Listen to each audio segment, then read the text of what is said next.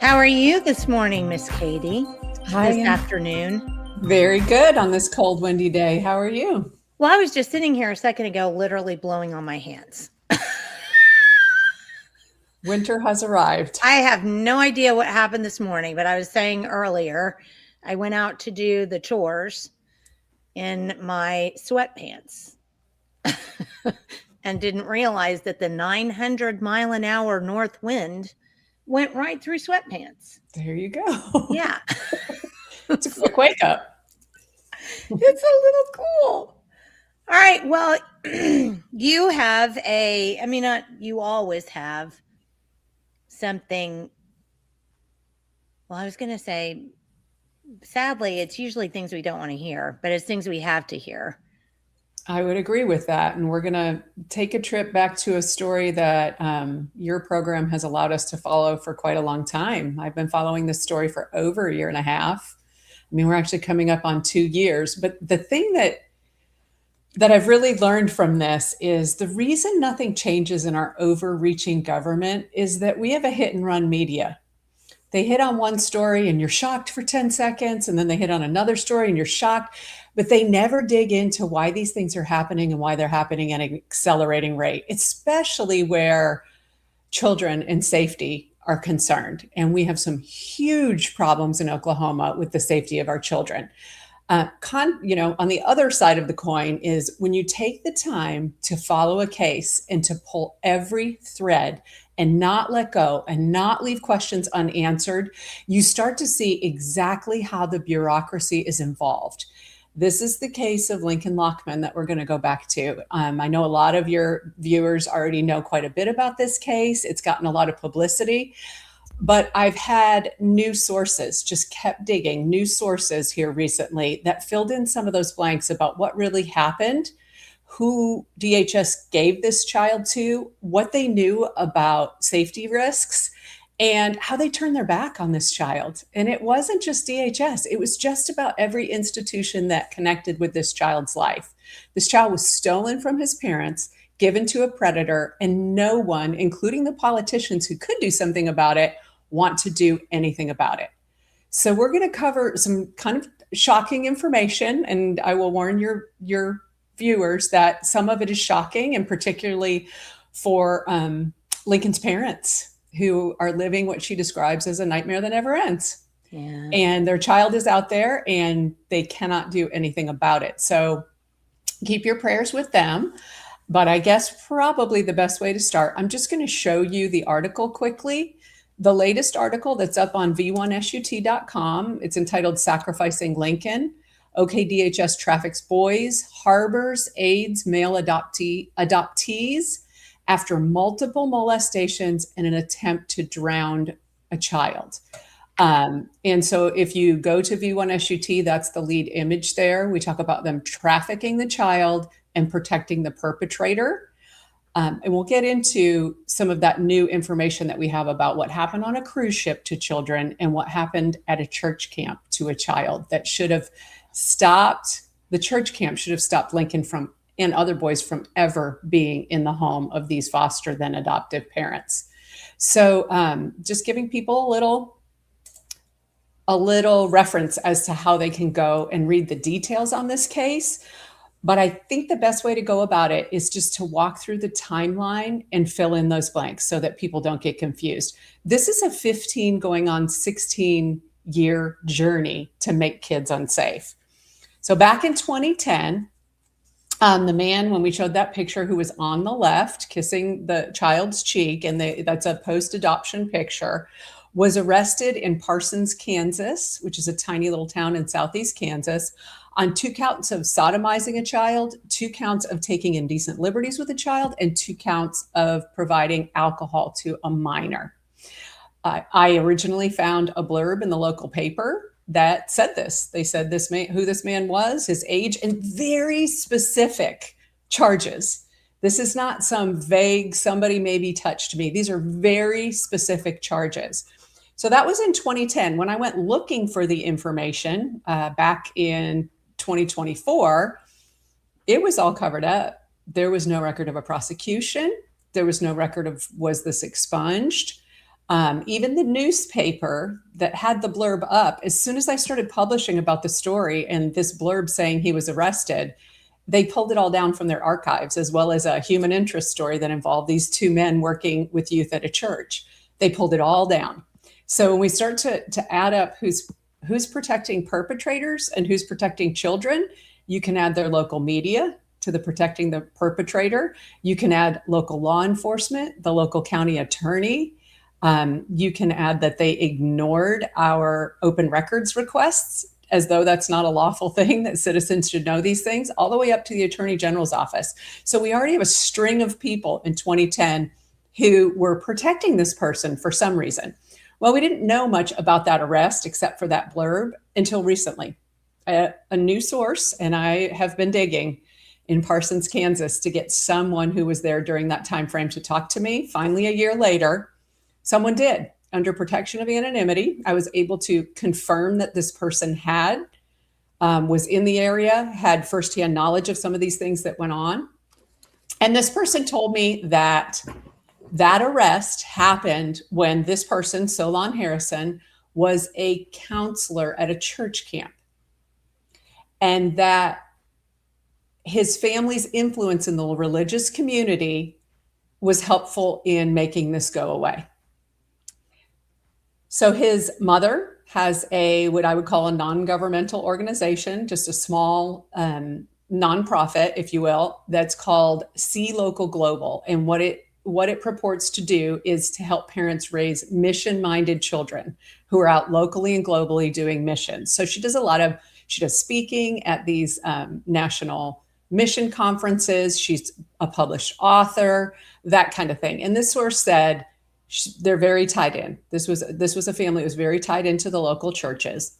And while this person could not tell me definitively which church camp, because you have a lot of local churches who send their kids to camps. Mm-hmm. He was actually employed as a camp counselor there. She couldn't tell me the exact one. During the same month that he was arrested, the director of Camp Kanakuk, I don't know if you've heard about Camp Kanakuk. It's in southwest Missouri, which is just 100 miles southeast of Parsons, Kansas. Their director was sentenced the very same month for crimes against boys at the camp, and it's a Christian camp. Kanakuk. Yes, and there was that's huge, because that is a huge camp. It's a huge network of camps, yes. and that's sort of the main hub is there near Branson, Missouri. Mm-hmm. So there are churches in the area of Parsons, Kansas that send kids. There are kids that go to Kanakuk. And then a string of counselors from Kanakuk were then prosecuted for similar crimes against children during that time. And there was a scandal. So these things we could have 2 sort of intermeshing scandals here. I cannot verify that, but I can say that the source confirms that he was a camp counselor at a Christian camp when this child says that it was a male child, was provided alcohol and was raped twice and they chose not to believe him or not to prosecute or to expunge a child sex crime. So in most states, child sex crimes are not eligible for expungement, but I've seen it in Oklahoma, and I've written about that it did happen. Yes, I've written about in Washington County that they expunged a sex crime to allow a same-sex male couple to adopt from DHS, and they ended up with a little girl from DHS. So it does happen despite what the law says to discourage it. So after that, this man who was arrested for these things and clearly did not go to jail, because just within months, he married a young woman for just a matter of months, and that marriage did not work out. My source says that she believes that this is a part of a cover-up. If he married a woman, he couldn't have possibly done this to a boy. But then around the same time, the source says he started his relationship with who would become his spouse that you saw in the picture. But that spouse, we didn't know much about this before, was actually a ward of the state, was a minor, and was living in a local group home in Parsons, Kansas.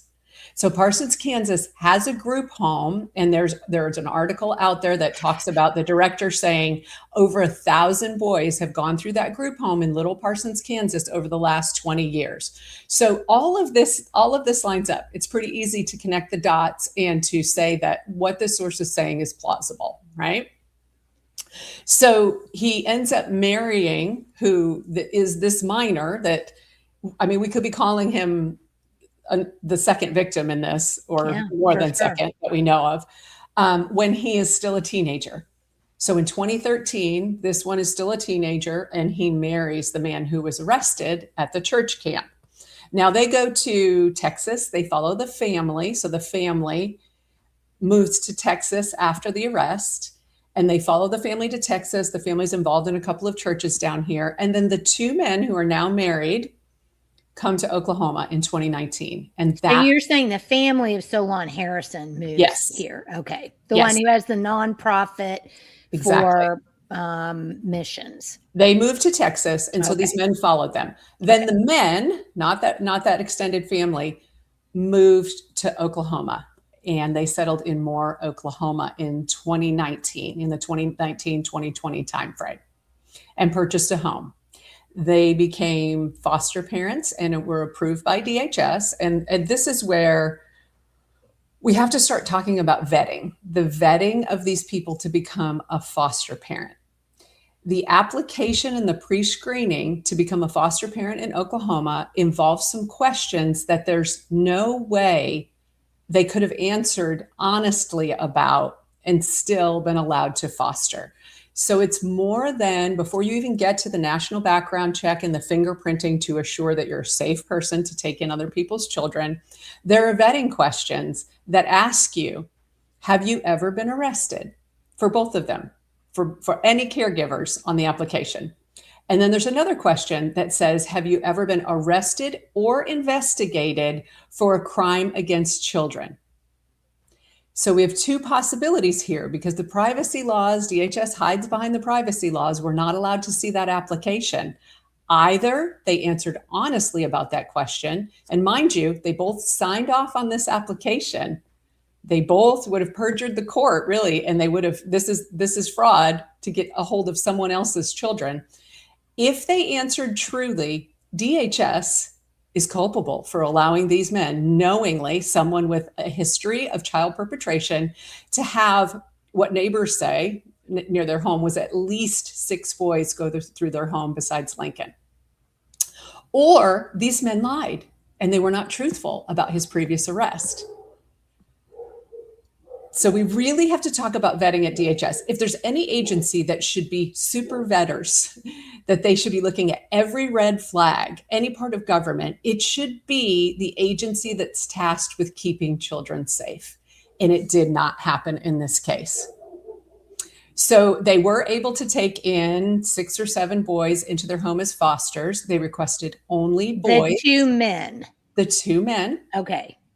And they requested only boys. That was not a red flag for DHS. They filled that order. Neighbors say only boys moved through that house. And then I interviewed who would become the permanency worker on the Lincoln Lochman case. And she told me that the men had said that they were frustrated with the behaviors of the boys who had come through their home, and that they informed DHS they only wanted a new baby who hadn't been a boy, who hadn't been in anyone else's home. Shortly thereafter, Lincoln Lochman was born on December 15th of 2020 and went directly to their home. Yes.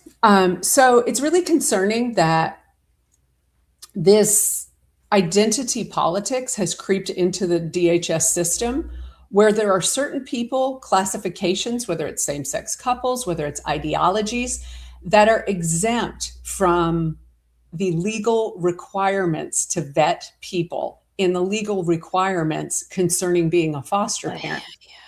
And I don't care if they're purple or if they're heterosexual or whatever they are. We cannot bend those rules, and those rules were bent in this case. So we've talked before about what happened in the Lochman case once he was born, but I'll just give you a brief review of that again. So Gardenia and Andrew Lochman are Lincoln's biological parents.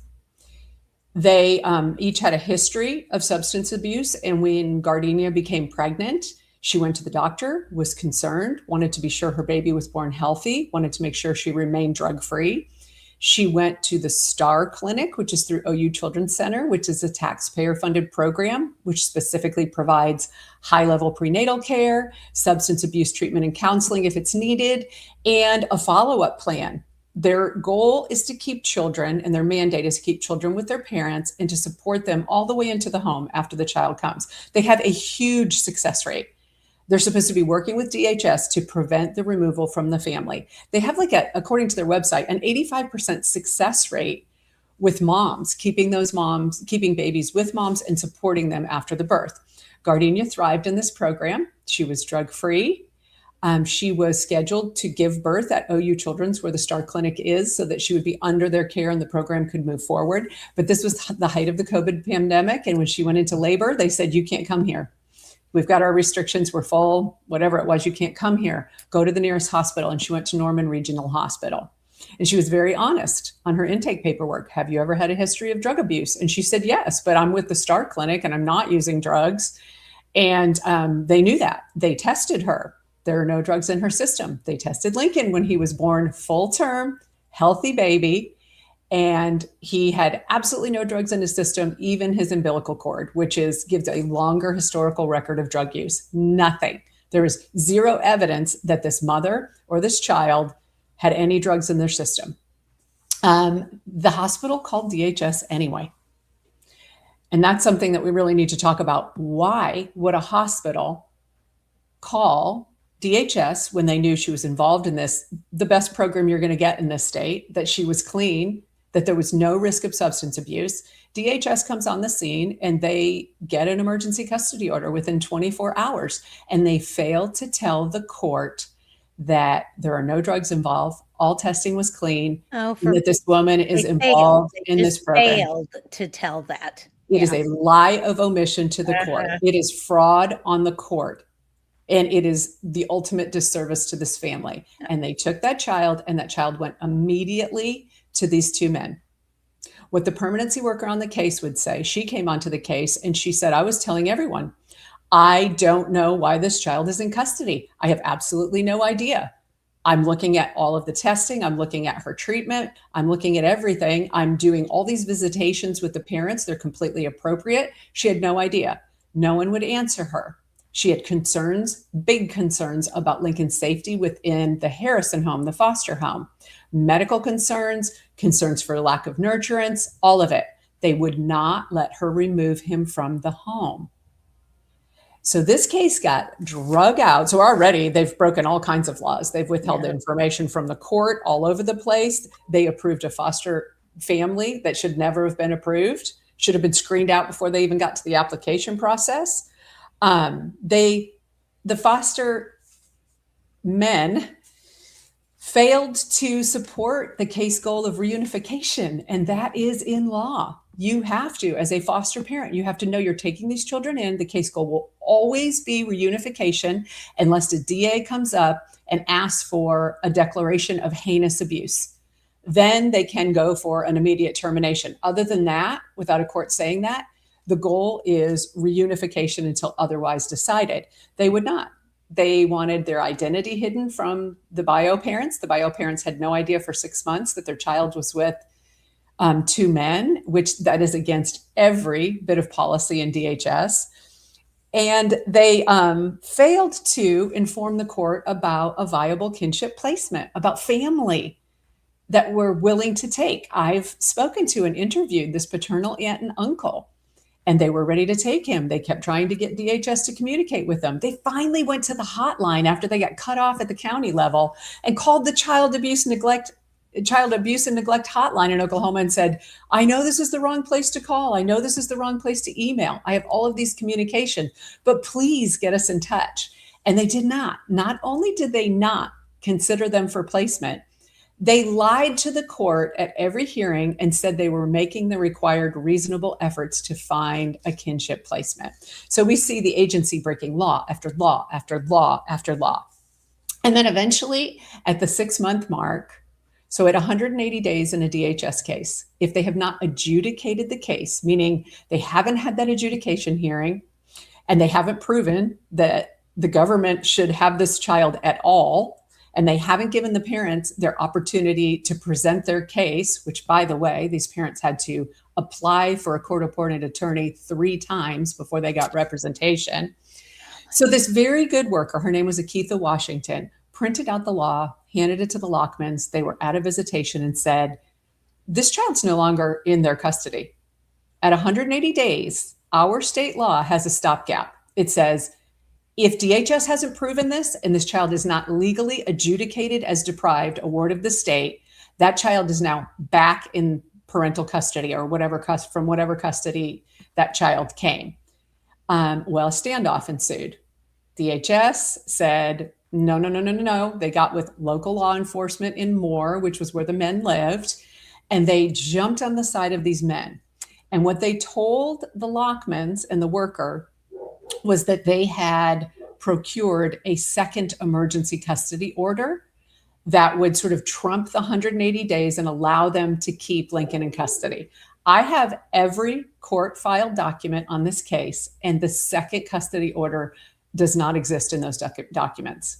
They just told them that.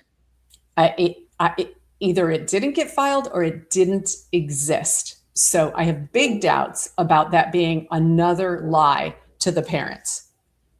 And that's a serious one. I mean, this is now They're all serious, Katie. Lawless institution.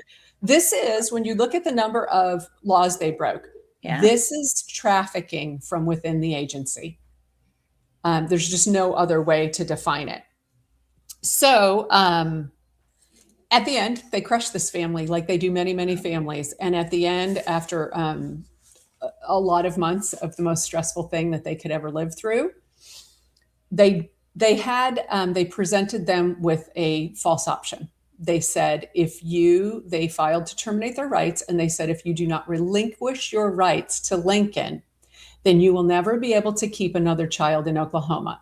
That is not only a distortion of the law, it is a frequent lie, and it is coercion that they use all of the time. I hear it from families all of the time. And as you know, I used to work in child welfare, and I used to hear it then, and I used to argue against it. And I would tell attorneys, that is not what Title 10A says. But they did that. And the parents don't know better because their court-appointed attorney is telling them that that is true. Right. It's not true. Just for all the families out there that have heard that, this is the absurdity of it, Jenny. Imagine you're, an 18-year-old girl and you're addicted to a substance, heroin or something. And your child is born and taken from you at the hospital because you do test positive for drugs, and you are unable over a 2-year period to stay in treatment and to honestly give a safe environment. And that child, your rights are terminated. Okay. Now imagine, by the grace of God, your life is completely different 10 years later, 15 years later, and you are employed and you are clean and you have a support system and you have the ability to be a great parent and you have a child. Does the state have a right to take that child? Is that child at risk of harm? They're not. So why would you say that to someone? that they could never keep a child in Oklahoma. If there are any legislators listening, someone needs to correct that because it's widespread. So the long story short is they did end up with their rights. They ended up relinquishing their rights under the pressure of never being able to keep another child. And Lincoln was quickly adopted, like in a flash, adopted by these men into their household. And they stopped fostering others and just had Lincoln. Okay. So then fast forward in 2022, Solon Harrison was given an emergency teaching certificate. He taught sixth grade for the most of 2 years, right? Right? So the application for a teaching certificate doesn't ask those same screening questions. And you know, I've spent a lot of time looking at child perpetration within public education. If you pass a background check and fingerprint check, which means you don't have a conviction they can see that hasn't been expunged, then you're going to pass that portion of it. You're going to end up with a teaching certificate as long as you've met whatever the other requirements are academically. So he's giving a teacher certificate. He's hired by more public schools. We don't know what the application is at a lot of the schools. So the schools are also culpable. It's not just a background check and it's okay, that's a safe person. They have a responsibility to vet these people. They're the ones sitting down, looking them dead in the eye. When those background checks go through the State Department of Education, they're not seeing that person. They're not interviewing that person. They're not looking for those things. They're not checking references. So we don't know what vetting process Moore went through or didn't go through. Did they ask, have you ever been arrested? Did they ask, have you ever been investigated or arrested for a crime against a child? We don't know. But they put him in the classroom, and he was in the classroom for almost 2 full school years when the couple went on a cruise. And they took Lincoln with them. And that's when everything went very, very dark. I got a call from some parents saying, yes, this man came back they knew he went on a cruise, came back from a cruise and was told he had to step down and he's on paid leave and no one's telling us why. So these parents in more public schools were very concerned that they didn't have the information to be able to talk to their children about what may or may have happened to them. Yeah. And they wanted me to look into it. So I looked into it and I could see that he was being investigated for some serious crimes aboard the ship about molesting children. So he was indicted a few months later. The FBI was involved. And 9 days after his indictment, as they were getting ready to take his teaching certificate as well, he committed suicide using a handgun in the house in Moore that he continued to share with his spouse and with Lincoln. But there were a lot of unanswered questions. The indictment was sort of a John Doe, which I totally understand that those parents did not want their children's name out there forever in records and on the internet as something happening to him on a cruise ship. So it took a while. It took about a year to locate who these folks were. But I, in the last month, have been able to interview several parents that were involved in the group that were affected on the cruise ship. So let's walk through that because it's very new information. A group of about 40 people, some from Arkansas, some from Missouri, some from Texas, that all knew each other, went on a cruise together. And they had what they said was 13 kids among the group. They were all from 10 to 17, so they were all hanging out together. It was mostly boys, and they allowed their children to sort of move about the ship without parents as long as they were in a group, right? Which is reasonable. You're kind of in a closed environment. And one evening on the ship, it was the evening of March 20th, 2024, all the kids were up on the deck after dark near the hot tub. They were allowed to go get into the hot tub together, that kind of thing. They were on the deck and they started observing a man who had a small child with him. It turns out that man was Solon Harrison and the small child was Lincoln now then Harrison, but born Lincoln Lochman.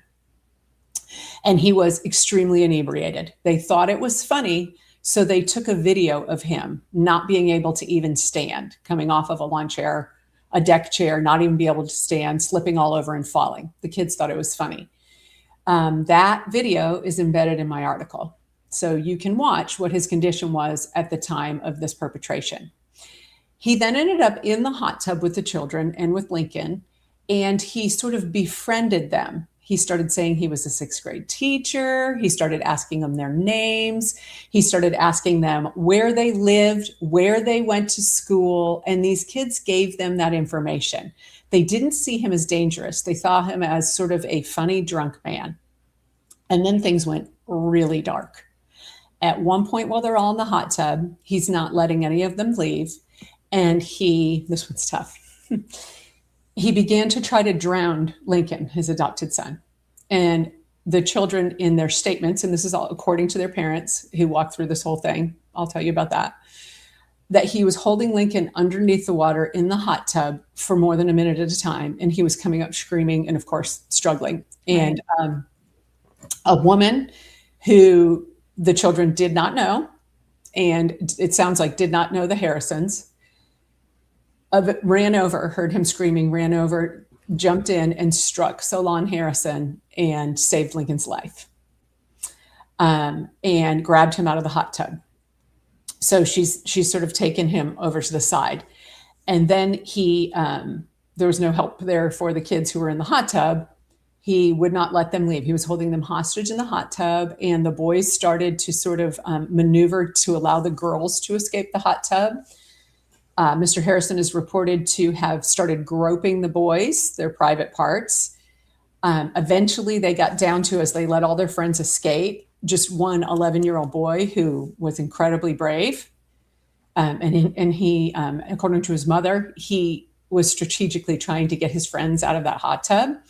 And he was grabbed. The quote he gave to investigators was that Mr. Harrison said, "Not you, little boy, you're staying with me." And he took the brunt of the molestation, both on top of his clothing and up his swimsuit shorts. And he somehow struggled to get out of the hot tub and fought and escaped the hot tub. So shortly after, let me ask you a quick, because Catherine has, don't cruise ships have cameras? Where's that footage? That's a really good question. So the parents involved in this, that I'll walk you through how they were notified and how the cruise ship tried to cover all of this up, refused to give that footage of the hot tub to the parents. They eventually had to give it up, and I'll tell you about that, but they would not give it to the parents. So up on the deck, another man who was a passenger, we don't know who the blonde woman who saved Lincoln was. Haven't been able to identify her. If you're out there, would love to talk to you. Another man, after Harrison was removed from the hot tub, also struck him, I guess was a witness to this, and struck Harrison because of things that had happened. I don't know who that was.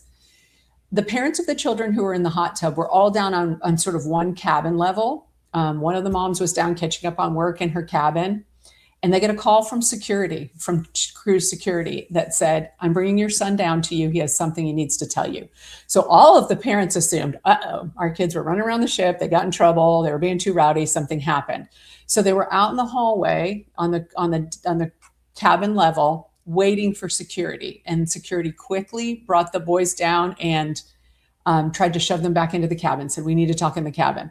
At that time, two of the moms tell me that more security walked Solon Harrison down the hallway, right behind them, down the same hallway to his cabin. So they got to see him. They knew who he was from that. All of the children were interviewed by cruise security, and all their stories aligned and corroborated.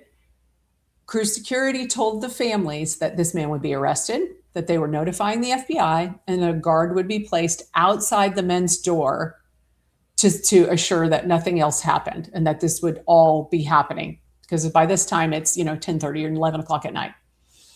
That is not what happened. In the morning, the ship docked at Cozumel, and Carnival Cruise Lines, this was on the Carnival Dream, allowed the men with Lincoln, who we have no evidence was ever provided any medical assistance after an attempted drowning, never separated from these men. They were allowed, the three of them, to disembark in Cozumel. Other passengers, this was kind of a big thing around the ship, according to these families, that people knew what had happened. The word spread pretty quickly. Other passengers saw them in Cozumel, walking around Cozumel. The parents and the families and the children affected were not allowed to go ashore that morning. They were told that they had to stay on the ship to be interviewed by what they said was the second in command on the ship. So they were all re-interviewed and kept on the ship while these men were allowed to get off the ship. The men never reboarded the vessel. I reported earlier that authorities flew them back. That was not correct. That was assumption based on the indictment. We have no idea how they got from Cozumel back to Oklahoma. So we have a bit of a cover up going. I would assume the parents bought the ticket, wouldn't you? I do not know. I wouldn't assume anything. I have no idea if the cruise ship sent them, paid for them to go back to sort of end this. So for the remaining days on the cruise, hold on just a second. Scott wanted to know, don't they have a brig on the ship? I do not know, but I know that you would think that they would. I mean, that may be a question you need to ask a cruise line if you go on a cruise. A very good question. Another question is, there's a log where cruise ships are supposed to report incidents, whether someone falls off a ship, whether there's a crime that was committed. Nothing appears on that log for this incident. This man's name doesn't appear anywhere, nothing. So the cruise ship also did not flag this as an event or a crime. So the families involved, these are really great families. They were not going to let go. They kept, what I say, hazing security at the ship, on the ship, every single day, saying, we want proof he was arrested. We want proof you called the FBI. We want proof of these things. Eventually, the cruise personnel told them that they needed to pipe down, that they needed to stop making noise about it, that they needed to not talk about it in public. And one of the moms said to me, we were loud, we're not going to stop. Toward the last days, as they were bothering about the potential arrest or report of the crime, they were finally informed, no, once they got off in Cozumel, there's nothing we can do. It's not our problem. That was what Carnival Cruise Line was saying to them by the end. Okay. So these families got off the cruise ship in Galveston, where they had started from. And before they even got to their cars, were on the phone with the FBI. One of the moms had a relative who was involved in law enforcement and knew exactly who needed to be notified. It turns out, according to these parents, the cruise ship never notified the FBI. It was the parents, after they got back, that notified the FBI. And here's the good news. They said the two agents that were assigned to the case were very diligent, that they interviewed these children within like 3 days is what they estimated. That they kept them extremely informed about the case, as you're supposed to with victims. They informed that they had told more public schools, the FBI did, inform more public schools, which is why they took them out of the classroom immediately. And that they also informed Oklahoma Department of Human Services, because now we have a child at risk in Oklahoma, and the FBI followed the law. We have no evidence that the Department of Human Services did anything with that. All of that is shielded by privacy laws, and we cannot see whether they followed up on that. There were multiple referrals, I do know, to the abuse and neglect hotline concerning Lincoln at that time. We do not know if they did anything on those. What we do know from police reports, when Solon Harrison, then 3 months later, committed suicide, and it was as the FBI was rolling up to his door to arrest him. We do know that he continued to live in the same home with his husband and with Lincoln. So there's no way that Lincoln could have been removed. He was still there. And that's clear from some of the reports about the investigation of the suicide. So we might take a minute to pause. Does anyone have any questions? Because it's there were just, like Noxie said, so they got away. And Catherine Ann said, and this is true, the fact that Lincoln's parents have maintained self-control during this entire nightmare is a miracle. It's a total miracle. But yeah, it is. It's makes you wonder about taking your kids on a cruise, doesn't it? It does. It does. Clearly, these people are more interested in the fares, and they didn't want to say anything because they didn't want to make it look like Carnival Cruise Ship was allowing molesters on their boat, and that would keep people from buying tickets. So it's clear that this is just Carnival trying to save face and not being worried about a child who was who this man tried to murder by drowning in a hot tub on the ship. Teresa asked, as was Lincoln in the home when he committed suicide? No, he was not. He was taken to daycare that morning. So I'm thankful for that. Was the husband in the home too? It's a little unclear from reports if he was actually home. It sounds like he was, that he had dropped off Lincoln and then come back. But I will also tell you that some of the law enforcement involved in this at the local level has not been open about fully filling open records requests. So here's how it goes. So I'm going to tell out on Moore Police Department. I submit an open records request for anything associated with these men, any calls that ever came in from the house. And I know there were calls prior to this for police, because a neighbor who also told me about what kids were fostered in that home said that there was an incident where police were called and police came out, and there was something about the older man sabotaging the younger man's car so he couldn't leave. But none of that. They claim there were no other calls. So there's some huge contradicting information. The first time I submitted and said, basically, it was a widespread open records request regarding that address and these men. They sent me some report about a pedestrian train accident that had nothing to do with these men. That was the first go around. So you pay your $25. Oh, nope. Then you have to go back and say you did this all around. So this is the game with open records requests. Yeah. Why would a local police department be hiding records associated with this? Why? It's really hard. There's just so many places, the cruise ship, local police, that are playing protectionism about the perpetrator here. So it's just really hard to pull apart. But I will say some more new information. There was, after the suicide, we know Lincoln wasn't removed from the home. The remaining adoptive father posted a fundraiser online. And within the narrative, long narrative with that, he said he had mental health issues. He said he had financial issues. He also said he needed to get out of the state. So it raises the question, that was DHS who placed this child in the house in the first place and just won't look back and correct their mistake no matter what dangers have arisen. Are they telling him he needs to get out of the state so that they don't have to investigate? This is a lot like, I don't know that, but that's a question that I want answered. But we don't get to see the communications because of privacy laws. It's so much like what happens when a child is molested by a teacher or a coach. If you just step down, administrators tell them, if you just step down, then we can't investigate. All of this goes away. Exactly. So that is the strategy that may be happening here. There was a foster care worker this is all happening in Cleveland County. DHS runs by counties, a Cleveland County office in Norman. There's a foster care worker who could very well have been the one who vetted these gentlemen, placed kids within their home, and perhaps even placed Lincoln in the home. That would have been within her realm of roles. She donated to his GoFundMe. So instead of investigating, we're giving money for this person to meet his needs and get out of state with this child. She also, on her social media, and this is all within the article, there's a rainbow circle around her and her spouse.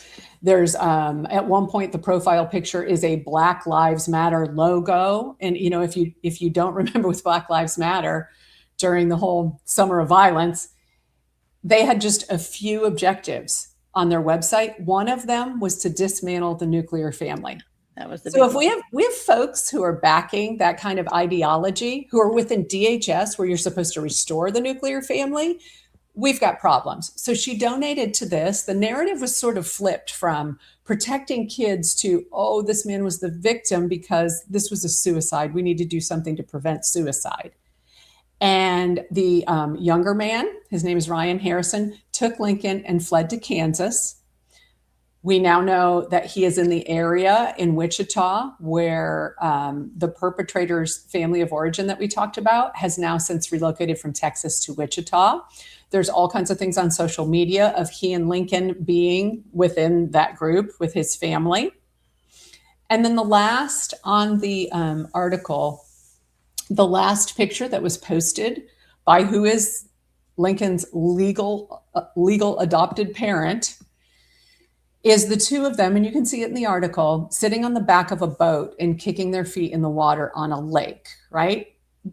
It's sort of like he hasn't been posting much, but you get the feeling that he's trying to tell the world, oh, I'm a very good parent. I'm keeping this kid safe. There are a lot of things wrong with this picture. And you can see the picture in the article. Number one, he's got a life vest on, but one little thing's buttoned and nothing else is buttoned. So it's kind of that alone is sort of a low, kind of a safety issue. The thing that is really concerning is you can see on Lincoln around his neck, on the inside of the life jacket, that there is a ringed bruise of some kind.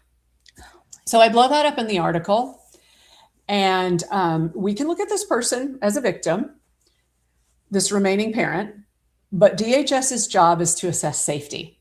And there have been multiple referrals to Kansas about Lincoln's safety, giving all of these conditions. They have screened all of those out. So we have Kansas's DCF, which is Department of Children and Families, covering for Oklahoma's DHS's mistakes, okay?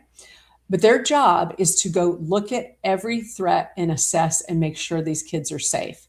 Those bruises, that picture, are from a year after the other man died. This is not him healing from the attempted drowning on the cruise ship. This is something else. So this child remains. Everyone who's listening to this, if you go look at the article and you see that evidence and that picture at the end, and you think that that child is at risk of harm, you're now a mandated reporter. You're now mandated by law to call and report suspected child abuse. So that's where we are. And that may be the answer, that they are so flooded that they can't look back. Oh, I'm putting this up. I did want to, Scott said, with that online confession, the one, where he set up his Give, Send, Go page or whatever, why was Lincoln allowed to stay with them? Don't you think if I said those things online, they'd take my kids? And then he said, don't forget the bear hand tattoo. What does that mean? Oh, what he is talking about, to go to your first question. Yes. I mean, think about this. Let me paint a picture really quick, because those are really good observations. Let me paint a picture of what the agency took this child away from and the environment this agency put this child into. So we just ran through where this child ended up, with someone who is indicted for child molestation, someone who was arrested previously for child molestation, someone who grew up in the Kansas child welfare system and was raised within a group home and began what looks like an illegal relationship with this predator. And then we hand them children. We look at this whole picture of what's going on here and the danger that they put him in by putting him there. All of the red flags. We only want boys. Probably lied on an application. We look at all of those things from the agency that's supposed to keep kids safe. And then we look at, there's sort of a montage of where Lincoln's actual family is now. I've been around them multiple times. They have Lincoln's full biological little brother, and he is 9 months old, and he is developmentally ahead of himself. He is a happy, thriving child. They have a home. They have income. They are self-sufficient. They are doing very well. And observably, as a former child welfare worker, they're doing a great job taking care of this child. So what are we accomplishing within this system? So you're very right. Why was he left in this home? Essentially, it's because DHS broke the law that governs their own action over and over and over. Now, the man with the tattoos, that's related to the medical kidnapping story of Preston Mooney, who is the son of Dana Mooney, who is a grassroots leader, a conservative grassroots leader, a chair for Moms for Liberty. I believe she was politically targeted in this, and her son was taken from her because an anonymous referral came in, and basically DHS didn't agree with how she was seeking treatment for her autistic son's chronic leukemia.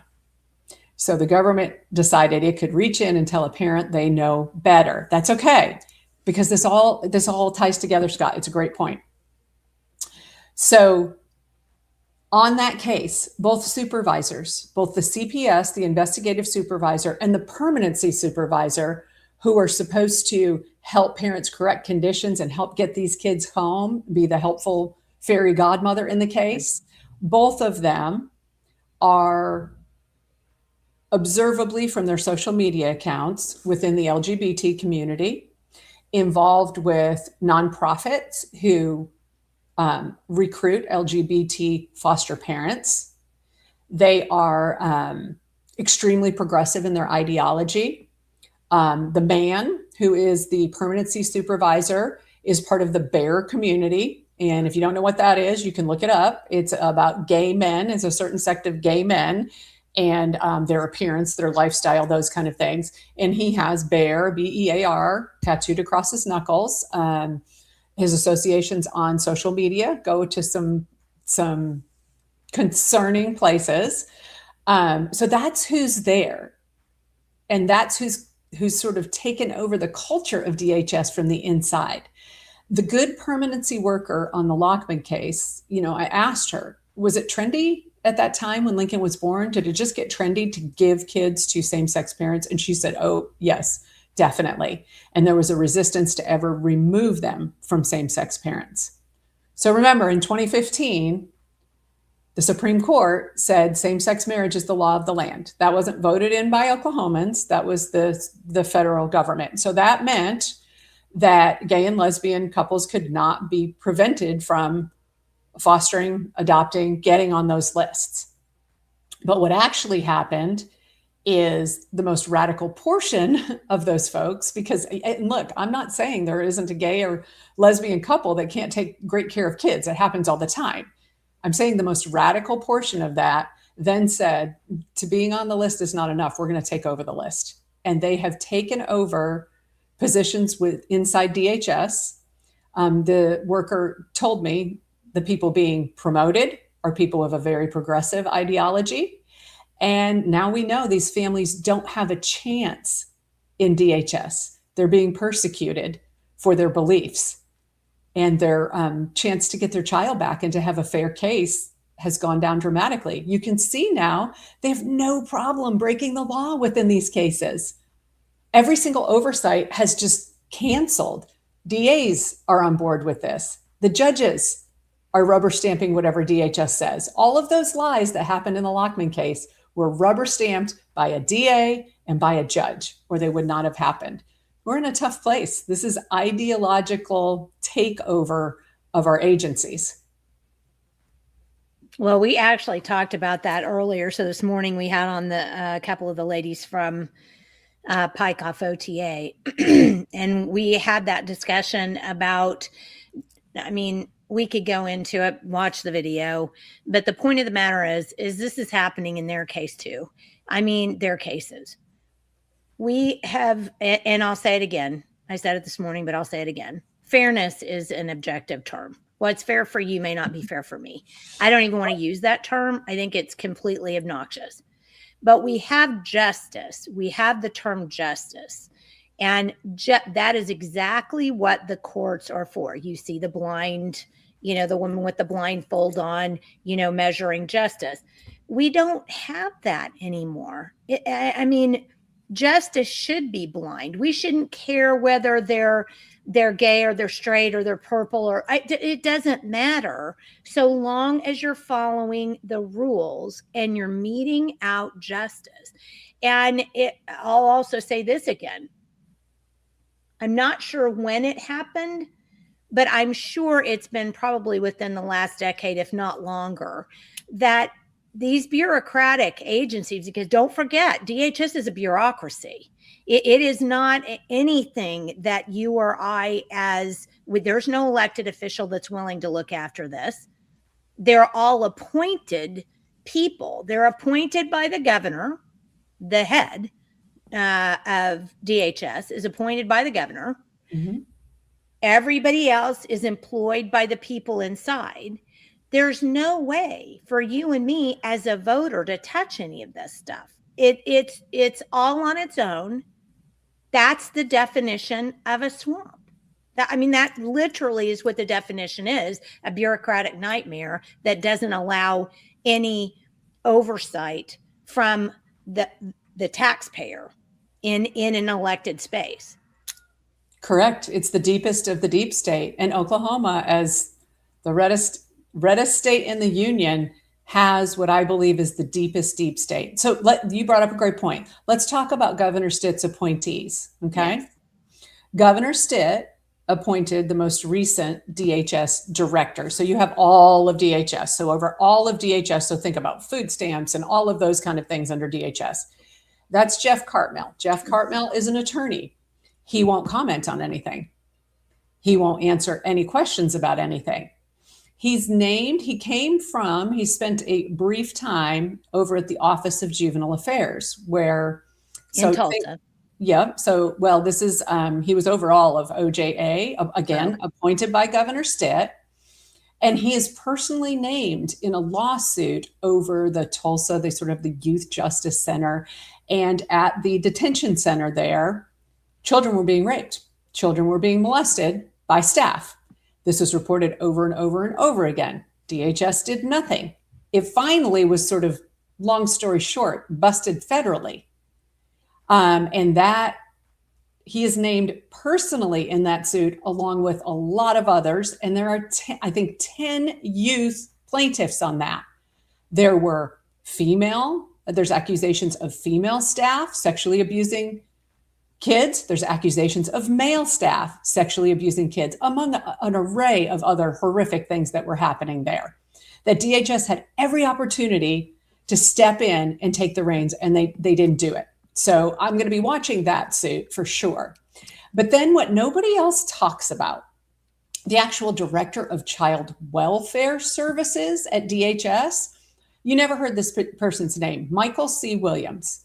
He was appointed not long ago to that position. So you have Jeff Cartmel as above all of DHS. And then the one division that is just child welfare services is this man by the last name of Williams.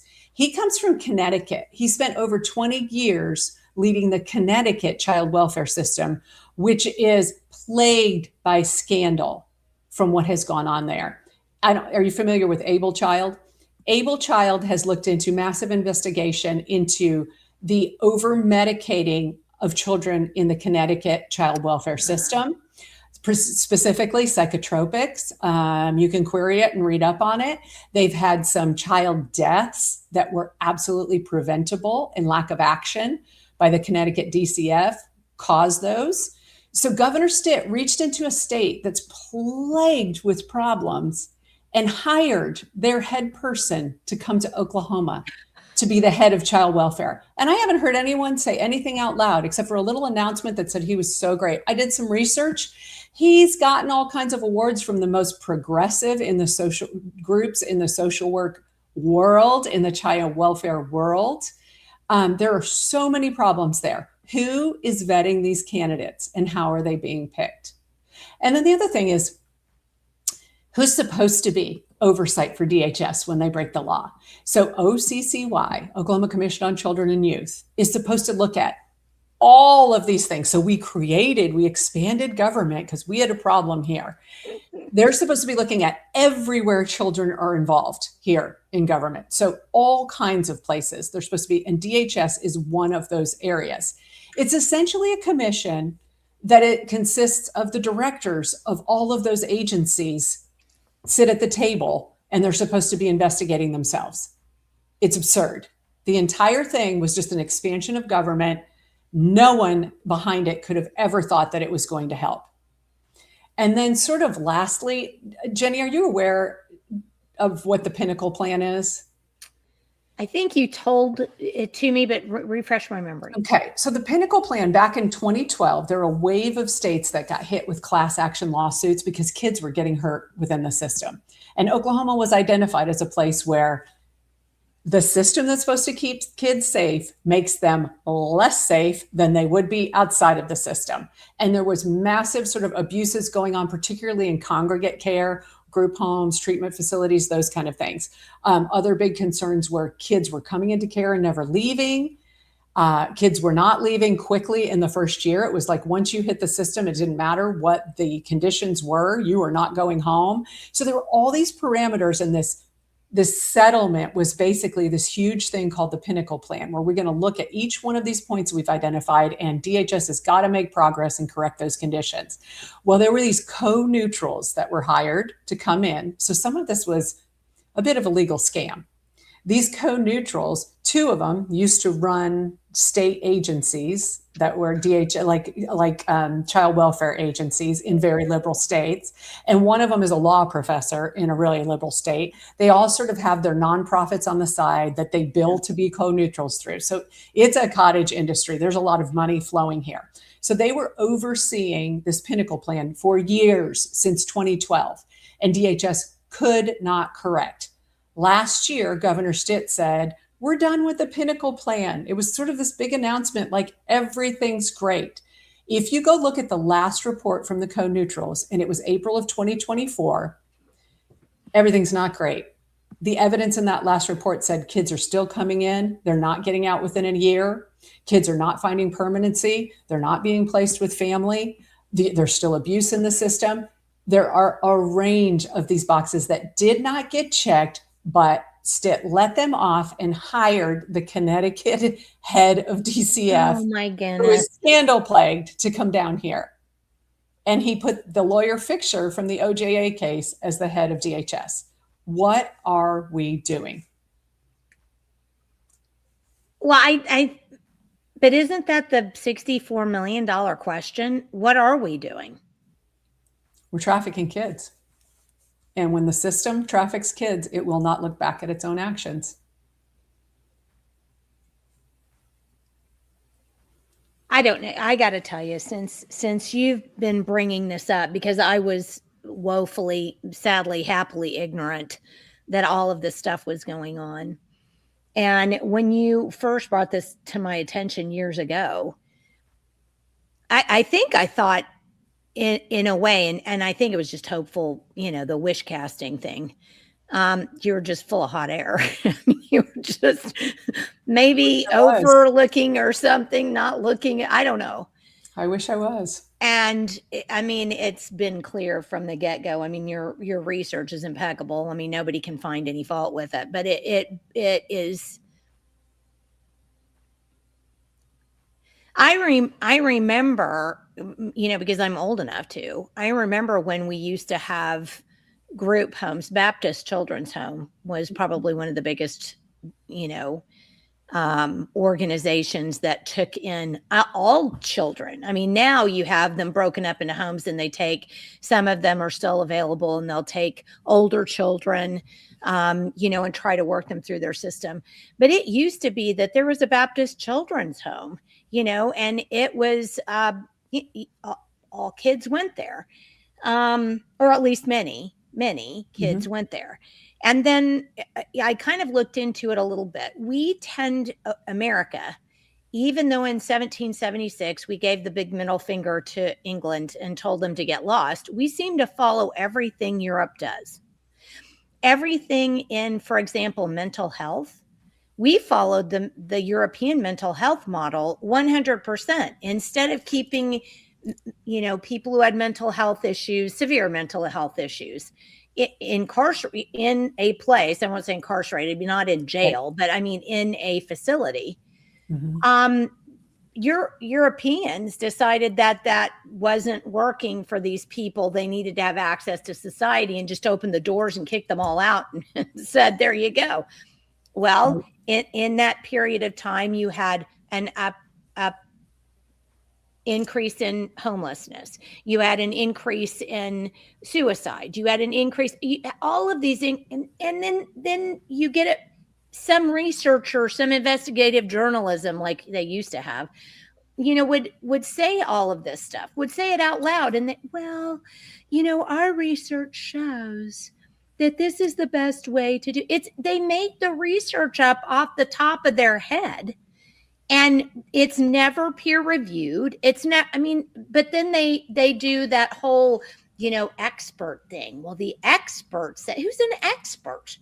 Anybody who's a real expert would be telling you, I could be an expert, but there's some things I'm sure, I don't quite know. But these are experts that know everything, and yet they make half the stuff up. It's just, It's Katie, it's true. wild. It makes me say, because the thing you can never sort of prove is motivation. You can prove the facts, you can show the documents, you can show exactly what happened, you can make open records requests, you can do all of the research, but you can't say what someone's motivation is to make things this bad for kids and to intentionally make them unsafe and not do your job. But if you look back at the Clinton years, there are a couple of documentaries that are out now about this. This is not an Oklahoma problem. This trafficking within child welfare and the progressivism that has spread through it and made kids unsafe is a national problem. There are a couple of new documentaries. I think Ryan Mott is involved with one. A man named Diego Rodriguez is involved with one. And they're talking about these things, and they're talking about how law changed under the Clintons. There it is. Thank you very much.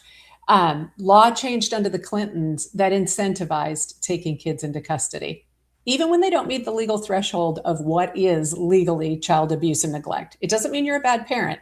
They have to meet a threshold that this is actually abuse and neglect. And they didn't. They didn't do it in this case, but they took the child anyway.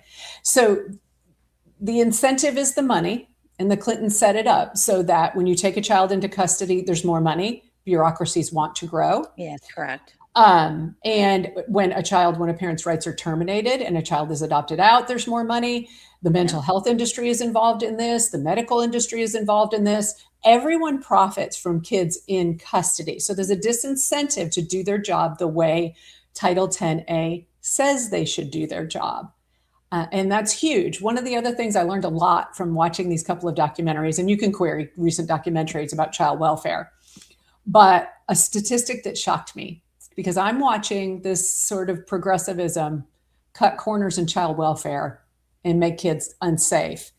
It said that now, recently, a child who comes into state custody nationally is 7 times more likely to be placed with a same-sex couple than with a heterosexual nuclear family. 7 times, 700%. So that shows you what's going on inside the system. It's a hint. We also know that, and I'm telling you, being a good child welfare worker is really hard work. It's heart-wrenching work, but there are very good ones out there. Far fewer than there used to be because they've been pushed out of the system. Run off. They get run off. They are intentionally run off. They are not promoted. The worker that the Lochman said was so wonderful that was trying to get Lincoln back to them, she was silenced. She wasn't even allowed to go in front of the court, which is part of her job. She quit DHS. She quit the profession, and she left the state over this case and how they were treated. So we watch over and over that they're pushed out. I have reports in Canadian County and Potawatomi County that you cannot survive if you're trying to do your job to the letter of the law in Oklahoma's child welfare system anymore. So go ahead. Shelley says major abuses happen in children's homes and mental institutions. And that's so true. But I just read something the other day, and I do a lot of headline reading, so I'll just warn you about that right away, just because I have to keep up on issues and I don't have time to read sometimes the whole articles, because I have to keep up with all the issues. And I read a headline the other day that said that there is some kind of research that somebody did, we'll have to go look it up, that said that at this point in time now, there are more abuses in the out of children's homes, out of the institutionalized setting, than there actually was in the beginning. And I think the whole idea, don't forget, you said this earlier on, that like with Black Lives Matter, the whole idea is to kill the nuclear family. Mm-hmm. Well, don't forget, this has always been one of the center, if not it's the top.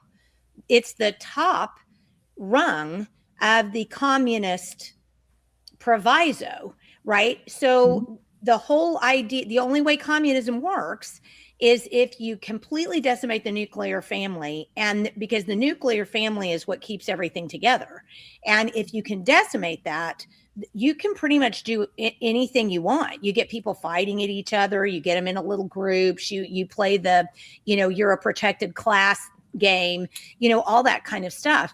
And it's fascinating to me, and I think it probably is true, because I think what they wanted to do initially was, if these institutionalized people were put into society, it would help break society, right? Because I mean, I have a friend who was actually assaulted on a street in Nashville, almost killed, broke his jaw by a homeless person. There's reports every day. Yep. Oh yeah, everybody hears them all the time. And most of these are mentally ill people that should have been institutionalized because they won't take their medications. And there's nobody over them to do that. And I'm not saying there wasn't anything going on in institutions, but I think what we've done by releasing the animals from the zoo, and I know that sounds mean, I'm not trying to say that they're animals. I think people who are mentally ill, it's a tragedy. It's an absolute tragedy. But when you release these people into the public, they go everywhere. They go how are you going to even keep up with these people to make sure that their lives are being helped, or that they're not hurting other people? And I believe that's kind of what they've done with DHS. It's the same exact thing. They've removed the kids from the children's homes. They've put them out in all of these different situations where this family has a foster child and this, and guess what? If you're not a nice person, you take a child so you can get the money from the state. Yes. And also, what these institutions want to keep ignoring is that predators seek access to children. Correct. But in this politically correct society of theirs, they're not allowed to see the red flags. And of course, predators are always going to be lurking around child welfare. They're going to seek to work within child welfare. They're going to seek to foster, to adopt. They're going to seek to be in those treatment facilities and those group homes. So DHS has to be the most diligent. It cannot turn a blind eye. And now we have protected classes. Yes. So those protected classes, there's going to be people who seek access and harm children within the system. And this snowball of this changed culture, it doesn't back up unless it's forced to. So let's talk about the Lincoln Lochman case. They need help. Yes, they need a bevy of legislators, and some of whom are lawyers, to help motion to reverse the termination of their rights, to force the investigations in both Oklahoma and in Kansas on this, to do by the letter of the law what needs to be done for a child who's at risk of harm. They need that, and they need them to step up. I think DHS... Do they have like a Give, Send, Go account? They do have a Give, Send, Go account. Okay. Yes, they do. Can you get that so I can put it on here? Yes, I can. Go ahead.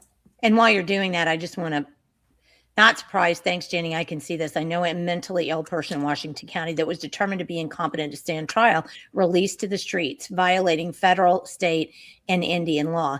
And I mean, I don't think there's any bigger case that you can point to in Oklahoma than that of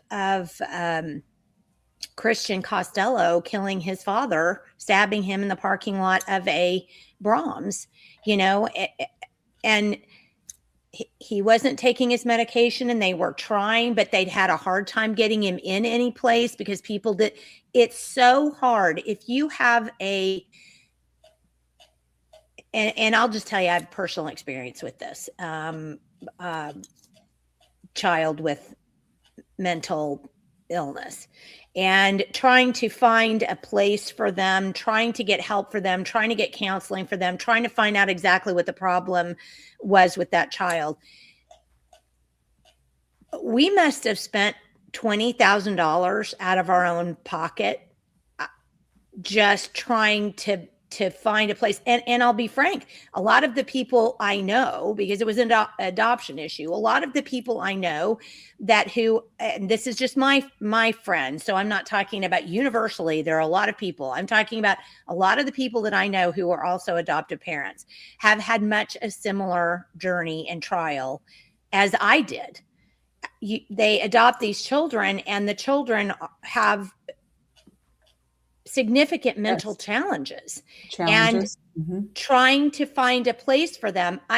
At least 3 of the people that I know that have adopted children have spent tens of thousands, if not hundreds of thousands of dollars out of their own money, putting their children in private camps, putting their children in private facilities, putting their children in. It's just absolutely ludicrous. And I'm certainly a private over public any day of the week. But when it's that expensive and you break families trying to take care of their children, there's something just horribly wrong there. It's a very, very broken system. Scott had made a really good point. He said, not just a protected class, more like a preferred class. Exactly. And Noxie asks, because this is the question we need to hit before we get off. How do citizens fight this when it's being protected at the very top by those who are supposed to prosecute them? And I would say protect them, guard the system. You're right. The ones at the top have the same problem that so many of the bureaucrats have now. I'm too tired to follow the law or do it right. I just, I'm exhausted. Ho-hum about the law. We always do it like this. And it's not fun. I mean, I guess I'm sort of making fun of it, but it's not funny. It's just not. No, it's not. So and you're right. What I was told by a current elected official, a legislator, was that they have freshmen come in, so newly elected legislators come in, and they're on fire to reform DHS. And it's one of the reasons that they ran. And they are told by leadership, don't touch it. Yeah. It'll ruin your political career. You don't want to touch it. It's too big to fix. It's too much of a mess. So they're going to leave kids and families in this situation. Yeah. So what I would say to all the grassroots leaders is that DHS needs to be the litmus test issue for the 2026 primaries, for the June elections. If there is a someone you're considering voting for, you need to know where they stand, and not just what they say they're going to do. They need to have a plan, not just their motivation that DHS needs to change. How are they going to do it? What actions are they going to take? And I would argue, I've never seen a case where DHS has broken more laws. This is the case, legislators. If you can fix this, make this right, and bring this child home, you open the door for hundreds of families to be able to be reunited and to correct this agency and bring this agency back to heel to the legislators and therefore the voters. So this is the case. There's a reason I haven't let go of this in almost 2 years. This is the case. Spread the word. Spread this information, call your legislator, say, what are you doing about Lincoln Lochman? What are you doing to bring him home? It's about much more than one family. Oh, this is an interesting thought process. Would 4-year term limits for appointed positions be helpful? I would say appointed, because I don't believe in term limits for elected officials. I just don't. If you as a voter are too lazy to go vote these people out, then you get what you get and you shouldn't throw a fit. But appointed positions are entirely different. And the only thing that I would have to say about that is this: it applies to everybody, right? So it throws the good ones out too. That is kind of what happens. And I hear the sentiment behind it. I completely share the sentiment. I believe it needs to be, we need to have some folks, perhaps the Freedom Caucus, stand up for some legislation that gives voters. So you have a governor that has unbelievable appointee power, hundreds and hundreds of people in state government. And he's increased it, don't forget, because he's an oligarch. Never, I mean, of all of the governors that I've remembered, he is just an oligarch. Well, I and know he doesn't think he is, but everything he does is that of an oligarch. you will hear from key legislators who have a lot of power, which means they are probably rhinos. That the governor needs to have more appointee power because nothing works unless these agencies are aligned with the governor's vision. That is poppycock. That is cutting the voters out of government. So my argument would be, why aren't we legislatively adding something to say, sure, the governor can appoint that, but the voters should have some kind of mechanism to remove that person should they perform in a way that the voters find completely unacceptable? You know that I wish I knew the Oklahoma Constitution inside and out. I simply do not. But I would be very interested to know if something like that was not was we were unable to do that because the Constitution would say something else. Because that really, honestly, that we don't have the ability to No say. recall. They can We go have off the no rails. recall. Nope. And the deep We state. can't recall elected officials in Oklahoma. No, no. They can do all manner of evil, and the voters have no recourse. Yep. And now, I mean, you look at the State Board of Education. They removed the only elected official sitting at the table. They pushed him out. Stitt replaced every single other board member, stripped him of all power, and pushed him out. Yep. And now the chair of the Senate Education Committee, Adam Pugh, popped right up and said, oh, Stitt should be able to appoint that person forever. Right. He needs to go. Yep. Anybody who wants to give the governor more power should not be elected. That should be number one on your list. If they want appointments, if they want the governor to have more appointment power, that's a thumbs down, because you know that they're a trans Republican. They want larger government. They don't want government of the people, by the people, for the people. They want government of the special interest, by the special interest, for the special interest. So you got that. For those watching, I would say in conclusion, contact your legislature. Anybody asking for your vote, ask them what they're doing about Lincoln Lochman. If they don't know about this case, tell them, inform them. This needs to be a top 3 issue for every governor's candidate, and they need to have a platform as to how they're going to handle this and how they're going to reform this agency. Well, and if they're going to be a trans Republican and say, I don't know, I just can't do anything about it, I don't know anything about it, then get rid of them. File against them. File against them. You still have plenty of time to file. It's not, we don't have to have that in until April. I mean, filing date is not until finally April. End of April. So we've got plenty of time. I did want to point out that a couple of people said, and I'm sorry, guys, I was trying to let her. It's okay. I like that. I'm okay with that. I'll go with that. Thank you. Thank you, Scott. Somebody said in here, I think it was Noxie and Catherine Ann were talking, and they said that JJ, because JJ was trying to go after DHS, and that now they've sicked somebody on him now, and now they're trying to bring him down with some kind of lawsuit or something. I don't know. All kinds of things. So you know that they refiled that grand jury petition in Payne County, people have been trying to get a grand jury investigation about DHS and courts and everything what we're talking about for a long, long time. The last one in Payne County, governor's candidate and former Speaker Charles McCall made a motion and entered the petition. So did Kyle Hilbert, our current Speaker of the House. And they both made motions to quash it, and it is no longer valid. They found reasons to quash that. They have done it again. So we're on round 2. They filed another one, and there are a whole bunch of, that's a whole other topic for another day, but they're making every effort to stop that. So we didn't even get to some of the things that why the legislature might be trying to stop that. Why would they want this to continue? Well, it's interesting. There cannot be anything but a nefarious bottom line here. No. I mean, I'm sorry. I'm just going to call it what it is. There can't be anything other than a nefarious bottom line here. And I don't know what that bottom line is. Kickbacks. I don't know. I'm not accusing them of that, but there's something nefarious, because if you're a legislator and you're more interested in protecting your own ass than a child, Mm-hmm.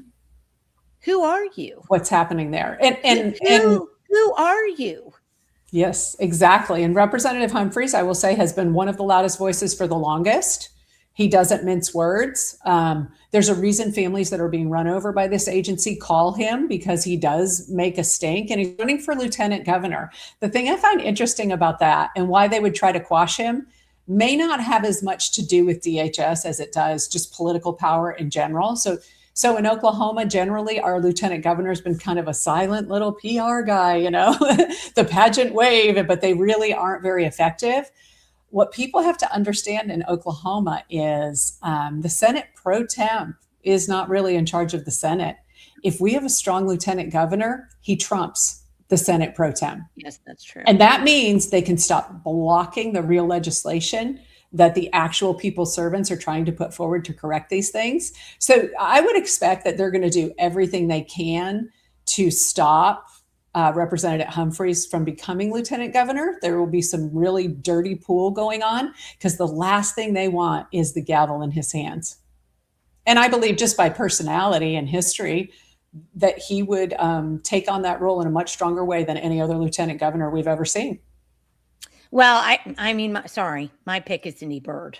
I think I'm not picking between folks. No, I get it. I'm seeing why they would definitely want him not to get that seat. Yeah, because I mean, Cindy is I've worked with Cindy for a long time, and I've communicated with her a number of times over the CLO board. And I'm telling you, she's more interested in protecting Oklahomans than almost anybody I know in this state. And I just believe she is rocking it. I mean, all the stuff that she's done to try to uncover fraud, which the DAs and the AG, well, it's the AG that's got to go over it. The AG just has left her hanging constantly. And so there's a group of people out there who run around saying, well, Cindy didn't get this done and Cindy didn't get, well, that's a lie. Cindy did everything she was supposed to be doing. It's our attorney general that's the problem. Don't make his problem hers. That's not it. So I hate to say that, but I am a huge fan of Cindy.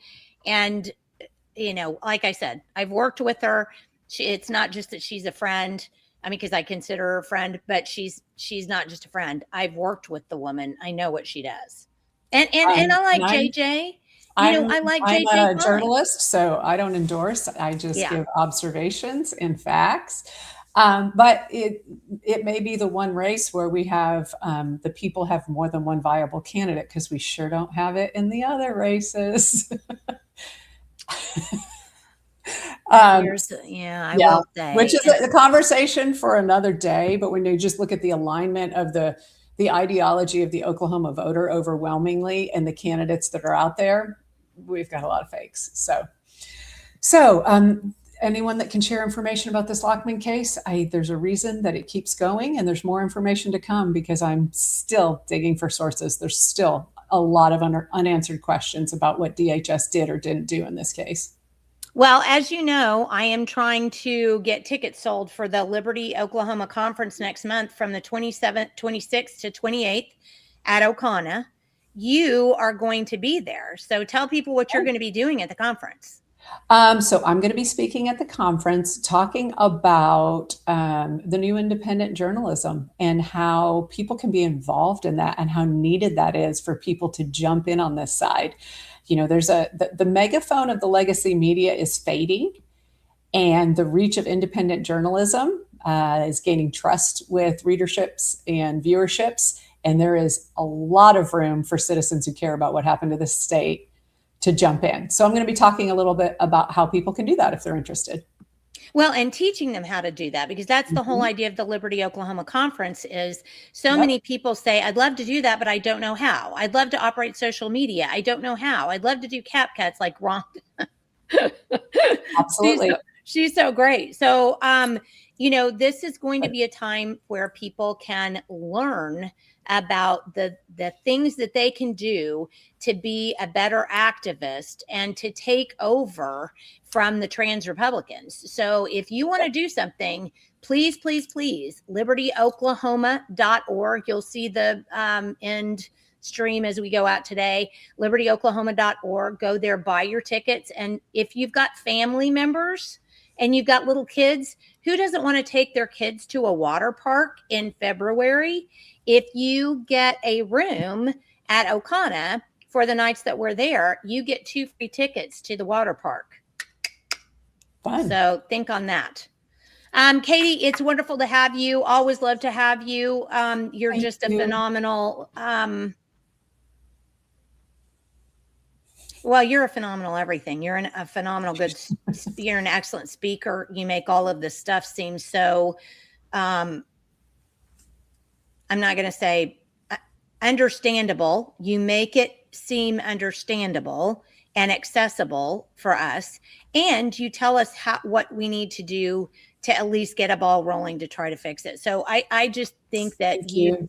Without you, we are lost in a number of areas. So I'm so glad we're friends. I'm so glad we met. I'm so glad we can work together because I just think you're number one on my list and lots of lists.